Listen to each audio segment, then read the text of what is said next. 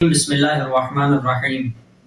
کیا آپ جانتے ہیں کہ امام زمان علیہ السلام کو قائم آل محمد و امام منتظر عجل اللہ فرجہ الشریف جیسے القاب سے یاد کیوں کیا جاتا ہے؟ آئیے امام تقی الجواد علیہ السلام کے زبانی سنتے ہیں۔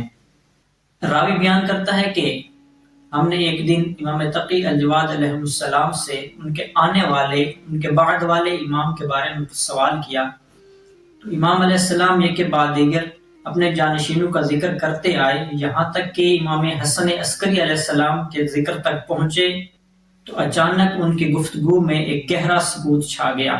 راوی کہتا ہے کہ اس سکوت سے میرے جاننے کی خواہش مزید بڑھی اور میں نے سوال کیا کہ امام حسن عسکری علیہ السلام کے بعد کون سا امام ہوگا؟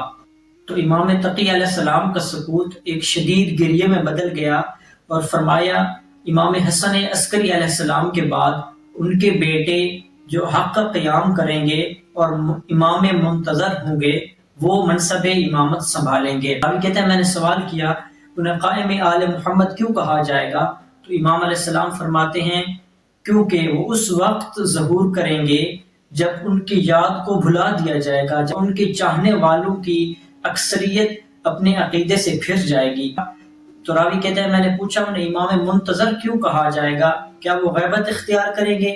تو امام علیہ السلام نے غیبت کے دور کے حیرت انگیز باتیں بیان کرتے ہوئے جواب دیا کہ امام زمانہ علیہ السلام کی غیبت طولانی ہوگی، اور اس زمانے میں جن لوگوں کی نیت و اعمال خالص ہوں گے وہ ان کے ظہور تک انتظار کریں گے، اور جن لوگوں کو امام علیہ السلام کے وجود کے بارے میں شک و تردید ہوگی وہ اس کا انکار کریں گے، حتیٰ کہ جو لوگ امام علیہ السلام کو یاد کر رہے ہوں گے ان کی مذاق اڑائی جائے گی۔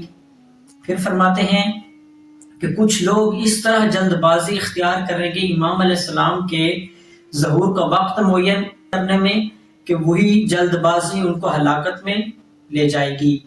تو سوال یہ ہے کہ آئیے جب امام تقی علیہ السلام کی یہ پیشن گوئی سچ ثابت ہو چکی تو اب ہم اس زمانے میں کس گروہ میں شامل ہیں؟ جو انتظار کر رہا ہے امام زمانہ علیہ السلام کا، یا دوسرے گروہ میں شامل ہیں؟